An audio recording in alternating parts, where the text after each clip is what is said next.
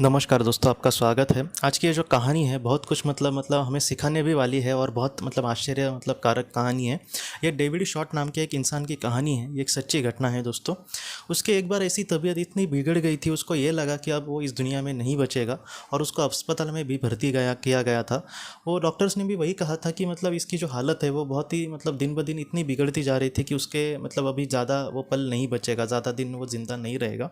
इसी तरीके से उसको कहा गया था और उसके जो सारे परिवार वाले, उसके दोस्त वगैरह सब टेंशन में थे। लेकिन इस डेविड का दोस्तों एक करीबी दोस्त था। उसको अचानक उसके दिल में ये आया कि वो एक साइकिक को जानता था जिसका उसने नाम कहा है स्कैरलेट। स्कैरलेट नाम की वो जो साइकिक है, उसको अचानक दिल में आया कि मैं उसको फ़ोन करके यहाँ पर बुला लेता हूँ। अब जो साइकिक है वो बीमार लोगों को तो ठीक नहीं कर सकते, उनका कुछ काम का जो दायरा है वो अलग होता है। लेकिन इसके दोस्त के अचानक मन में ये आया और उसको ये लगा कि मैं अभी उसको बुला लेता हूँ। तो उसने डायरेक्ट स्कैरलेट को फ़ोन किया और कहा कि तुम अस्पताल प्लीज़ आना, मेरा जो करीबी दोस्त है वो बहुत ही ज़्यादा बीमार है, पता नहीं वो कि कब इस दुनिया से चला जाए। तब स्कैरलेट ये कहती है, उसने खुद ने कहा है, उसकी उसके भी दिल में तब आया जब इसने उसको फ़ोन किया था। तब स्कैरलेट के भी दिल में आया दोस्तों कि वो तुरंत जाए और उसके लिए कुछ करने की कोशिश करे। स्कैरलेट ये कहते हैं कि बाकी के पलों में या फिर बाकी के वक्त में अगर किसी ने मुझे ऐसे फ़ोन किया होता तो मैं सच में नहीं जाती, क्योंकि जो साइकिक है उनको ऐसे परेशान करने वाले या फिर कुछ अलग अलग कहने वाले काम तो ऐसे भी लोग होते हैं, तो थोड़े से वो परेशान भी हो जाते हैं। लेकिन स्कैरलेट के मन में ही कहीं उसका ये कि जैसे मेरे कोई बहुत बड़े शिक्षक है या फिर बहुत बड़ी मार्गदर्शक है, वो मुझसे प्रेरणा दे रहे हैं मुझे कि तुम वहाँ पर जाओ। और स्कैरलेट कहती है कि मैं तुरंत 5 मिनट के अंदर ही मैं घर से निकल गई और अस्पताल में वो चली गई। और अस्पताल में उसके मन में भी नहीं आया था दोस्तों, जैसे मुझे किसी ने किसी काम के लिए बुलाया है और मुझे नहीं पता कि वो मैं कर सकूँगा क्या, तो मैं थोड़ी सी चिंता में जाऊँगा या फिर मेरे मन में ऐसे सवाल हो जाएंगे, ऐसे सवाल आएंगे कि मैं आगे जाके क्या करूँ। मैं जा तो रहा हूँ लेकिन वहाँ पर जाकर क्या करूँ। अगर उसके करीबी जो लोग हैं मुझे आशा की नज़र से देखे या फिर उनको ये लगे कि मैं उसको ठीक कर दूंगा और मैं उसको नहीं कर सका, तो ऐसे उसके मन में आ रहे थे बार बार सवाल स्कैरलेट के।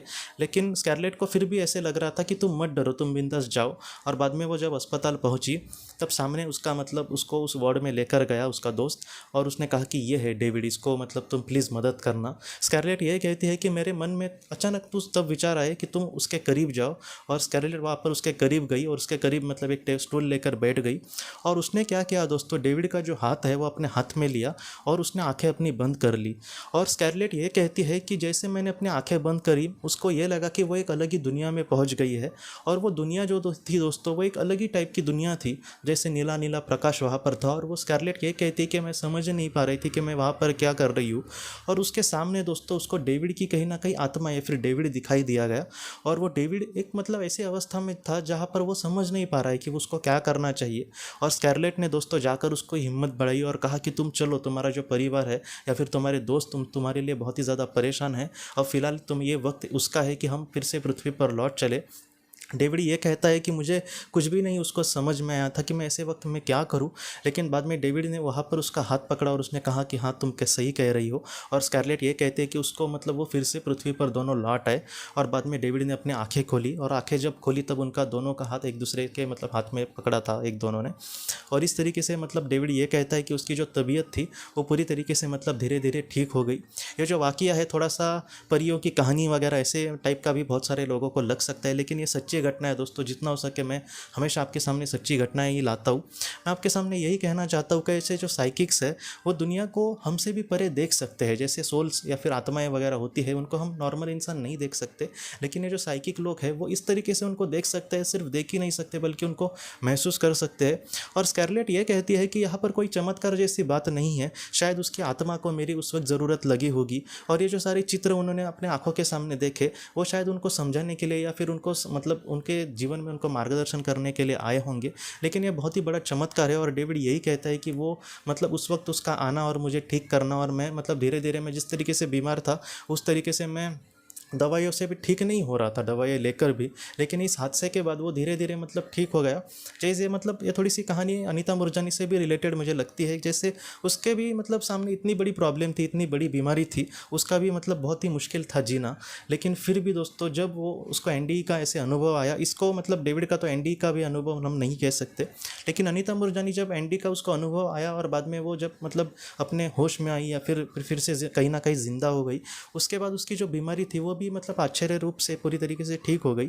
तो ऐसे जो चीज़ें हैं दोस्तों, वो मतलब एक्सेप्ट करना बहुत मुश्किल जाता होगा। जो लोग आत्माओं को वगैरह नहीं मानते तो वो तो झूठ ही कहेंगे, लेकिन एक को हम झूठ कह सकते हैं। लेकिन ऐसे ही अगर 1000 लोगों ने अपने अनुभव बहुत ही अच्छे से कहे हो और उनको बहुत सारे लोग एग्जामिन या फिर क्रॉस चेकिंग करके भी देखते हैं कि ये कितना सच बोल रहा है, तो इस तरीके से अगर कोई हमारे सामने कहे तो हम सारे लोगों को झूठ नहीं कह सकते। ये आज की जो डेविड की जो कहानी है, वो मुझे ऐसा लगता है कि हम उससे एक बात सीख सकते हैं कि इस दुनिया के परे भी एक ऐसी दुनिया है दोस्तों, जहाँ पर बहुत सारी ऐसी आत्माएं होंगी, बहुत सारे ऐसे हमारे अपने लोग होंगे जिनको हमारी मतलब बहुत ज़्यादा फिक्र होगी, और जो हमारा मतलब हमेशा अच्छा ही करने के लिए कहीं ना कहीं प्रयास भी करते होंगे जितना हो सके। इसलिए हमें अपने जीवन में दोस्तों अच्छे कर्म करके आगे बढ़ना होगा।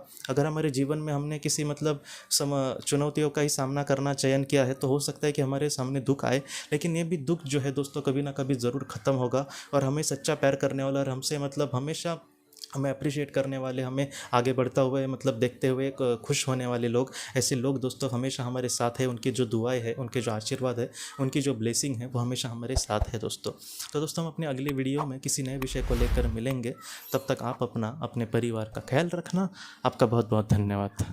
ज़िंदगी की रोशनी ये एक कंसल्टेंसी है जो ऐसे लोगों को मदद करने की कोशिश करती है जिन्होंने किसी अपने को खोया है, या फिर जो लोग अपने जीवन में बहुत ही ज़्यादा दुखी है। जो लोग इस संस्था के साथ जुड़ते हैं उन्हें पास्ट लाइफ रिग्रेशन की ऑडियोज़ भेजी जाएगी, जिससे घर बैठे वह पास्ट लाइफ रिग्रेशन का अभ्यास कर सकते हैं। और उन्हें 5 मेडिटेशन ध्यान की भी ऑडियोज़ भेजी जाएगी, और इसके साथ साथ उन्हें PDF किताबें भेजी जाएंगी जो हिंदी और अंग्रेज़ी में है, जो मोबाइल पर या फिर लैपटॉप पर आप उसे पढ़ सकते हैं। और 10 ऑडियो बुक्स भी आपको भेजी जाएंगी। तो दोस्तों अगर आप इस संस्था के साथ जुड़ना चाहते हैं तो कृपया इस नंबर पे व्हाट्सएप मैसेज करें। आपका बहुत बहुत धन्यवाद।